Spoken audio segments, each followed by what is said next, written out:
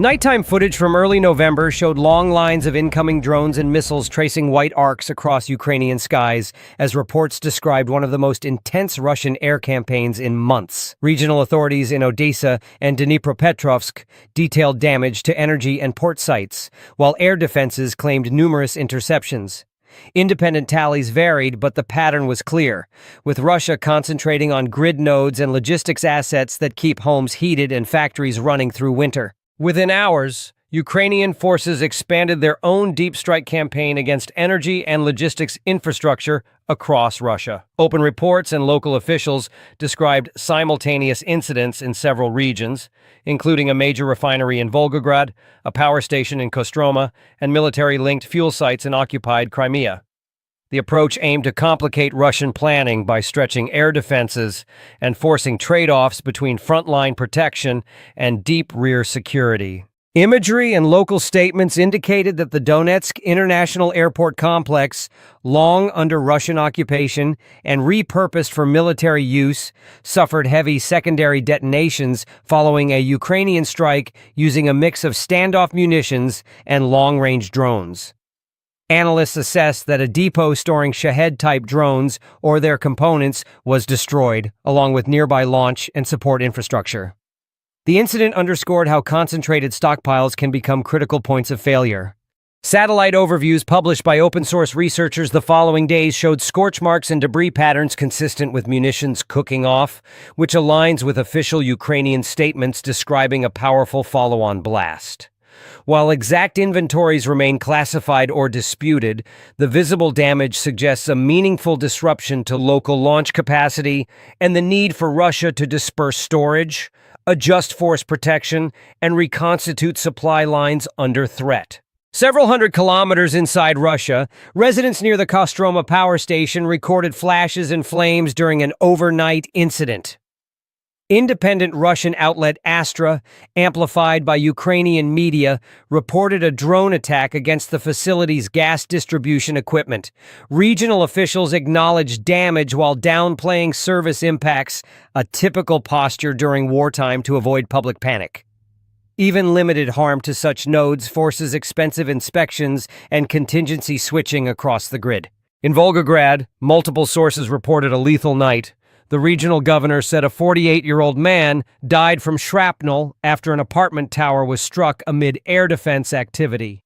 Fires broke out in an industrial district that hosts Lukoil's large refinery, a site hit repeatedly over the past year. Coverage by international and independent Russian language outlets described halted operations due to damage to key processing units, illustrating how even partial hits can idle a complex for safety reasons. Industry reporting noted that the affected crude distillation and hydrocracking units together represent a sizable share of the plant's throughput. Refineries are intricate systems where upstream and downstream sections must operate in balance. A single disabled unit can force a broader shutdown until inspections, repairs, and regulatory checks conclude. For a country balancing domestic demand, military needs, and export commitments, unscheduled outages ripple into pricing, logistics, and allocation choices. Ukrainian outlets also highlighted strikes in occupied Crimea, including an oil depot near Simferopol, known for supporting military logistics.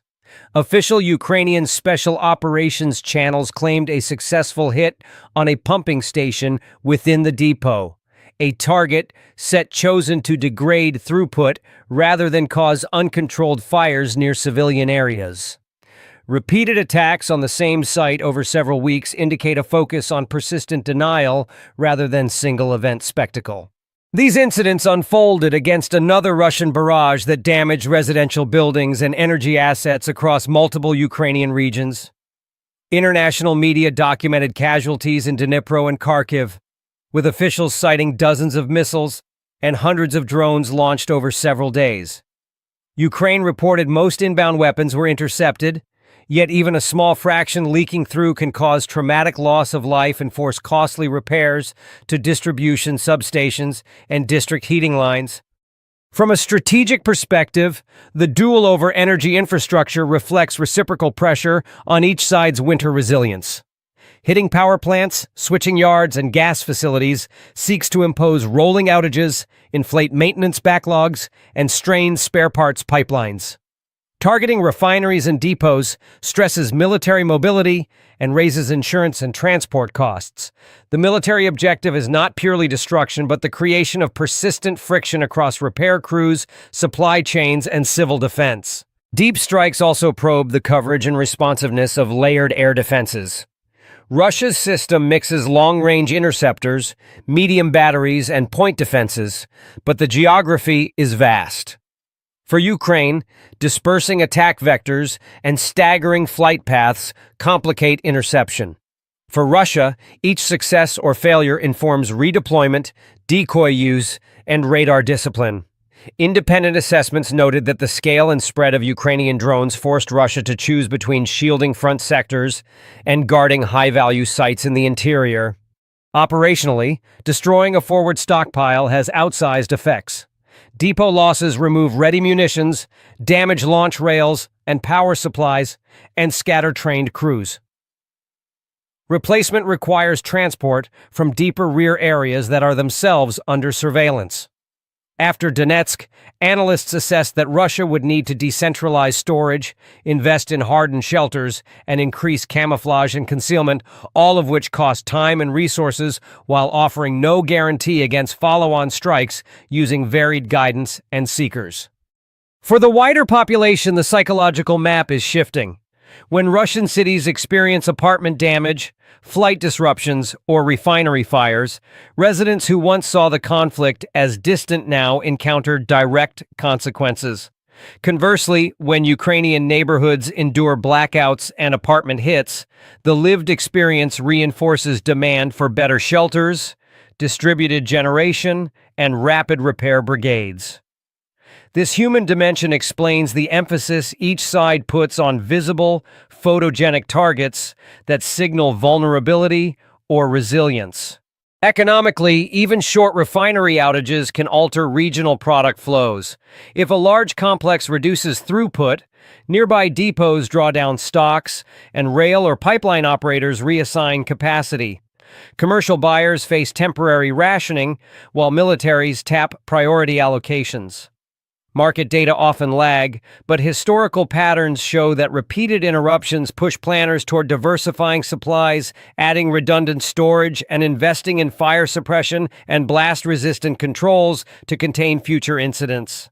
For Ukraine, long-range strikes are part of an iterative learning cycle. Each wave tests route planning, data links, and autonomous navigation under jamming. Each impact informs target selection algorithms for the next sortie. For Russia, the counter-cycle includes decoy flares, passive detection, and electronic warfare. Both sides analyze crater signatures, fragment dispersion, and thermal imagery to refine assessments. Independent research groups play an unusual role by publishing open-source geolocations that accelerate that learning.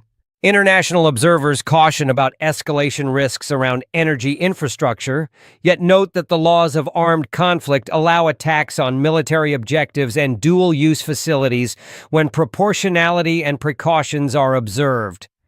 Public statements from officials on both sides often frame strikes as necessary to reduce the adversary's capacity. Independent outlets typically avoid precise attributions for particular explosions until imagery, debris analysis, or corroborated official admissions emerge. The grid incidents around Kostroma reminded planners that gas distribution yards, compression stations, and step-down transformers are vulnerable to low-cost drones. Even when primary generation units remain intact, damage to auxiliary systems forces operators to cycle units down and reroute flows. The cost is measured not only in megawatt hours lost, but in accelerated wear, overtime for crews, and diverted parts budgets, all of which compound over a long winter season. Crimea's logistics network faces a similar calculus. Repeated strikes on oil terminals, rail sidings, and depots push Russian commanders to relocate stockpiles away from predictable hubs. That dispersal increases convoy miles and security demands along road and rail corridors that are themselves surveilled by satellites and partisans. Sustaining contested peninsular operations becomes a question of whether throughput can outpace attrition amid a tempo of recurring harassment. Russian air attacks that followed targeted Ukrainian energy assets and apartment blocks, causing additional casualties and outages. Reports from international and local media documented emergency crews working through the night while grid operators shed load to stabilize frequency. The repetition of these cycles is reshaping civil preparedness, with communities investing in backup heat sources, microgrids, and hardened shelters, and with utilities accelerating segmentable network designs to isolate damage. Military analysts place the Donetsk airport strike within a longer campaign to erode Russia's use of Shahed-type drones by hitting storage, assembly, and launch sites. Open-source assessments argue that improved reconnaissance, including commercial satellite passes and small unit scouting, raise the hit probability of long-range systems. The lesson is that quality targeting and coordination can neutralize the numerical advantage of massed stockpiles, at least temporarily, by creating gaps that take weeks to refill. The Volgograd refinery case illustrates another lesson. Repeated harassment can be as consequential as a single catastrophic blast. If a site must pause operations after each incident for inspection and repairs, cumulative downtime denies thousands of barrels per day of output without permanently destroying the plant. This incremental approach conserves scarce long-range munitions while imposing recurring costs on insurers, shippers, and operators who must plan for intermittent production. Meanwhile, Russian strikes on Ukrainian substations and distribution lines keep maintenance brigades at a sprint. Replacement transformers and high-voltage switchgear are not easily sourced, and emergency stocks are finite. International partners have shipped spares, but installing and testing large units in winter conditions is slow, hazardous work. The tactical timetable of nightly raids interacts with an engineering timetable measured in weeks, compressing crews between urgent fixes and long lead rebuilds. Events across these few days reveal a feedback loop between battlefield choices and civilian life. Each downed pylon or breached pump station modifies how residents heat homes, store food, and commute. Each refinery outage reverberates into diesel availability for farm equipment and logistics vehicles. Both governments message resilience while prioritizing repairs that deliver the greatest public benefit per hour of labor, a triage logic that becomes its own front line as temperatures fall. Independent monitors cautioned against overinterpreting early claims about inventories destroyed at Donetsk. Wartime figures circulate quickly, and some are inflated or unverified. What is better established is the presence of drone-related logistics at the airfield and evidence of severe secondary detonations. Analysts therefore focus less on headline numbers and more on functional outcomes such as the tempo of subsequent launches and the need to reroute supplies through more distant, less efficient hubs. Across the theater, each adaptation prompts a counter. Hardened shelters invite penetrators and delayed fuses. Dispersal creates longer convoys, which invite interdiction. Electronic jamming encourages seekers that home on emissions or terrain-following profiles. This interplay pushes both sides to diversify options rather than rely on any single wonder system. The result is a contest where logistics, repair capacity, and industrial stamina weigh as heavily as frontline advances. By mid-November, coverage from wires and independent outlets converged on a few facts about this exchange. A lethal incident in a Volgograd residential tower during a drone onslaught. A refinery forced offline by damage to primary units. A power station in Kostroma suffering a drone-linked fire. And a Donetsk airfield functioning as a drone hub, hit hard by a precision strike that triggered secondary blasts. Each point is supported by multiple, though sometimes partial sources, reflecting the fog of war.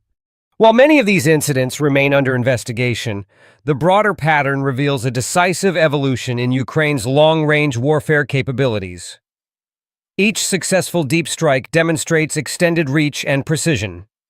Each failure teaches engineers where guidance systems need refinement. What began as improvised drone warfare has matured into a complex campaign integrating reconnaissance satellites, electronic warfare, and adaptive software that allows unmanned vehicles to reroute around jamming zones or GPS interference in real time. The lessons drawn from these operations are shaping modern military doctrine. Analysts note that the emphasis on small, low-cost drones reflects a global shift away from large-scale air power toward distributed systems. Unlike traditional jets or missiles that cost millions of dollars, a drone made from composite materials and guided by civilian-grade electronics can achieve strategic effects when used in swarms.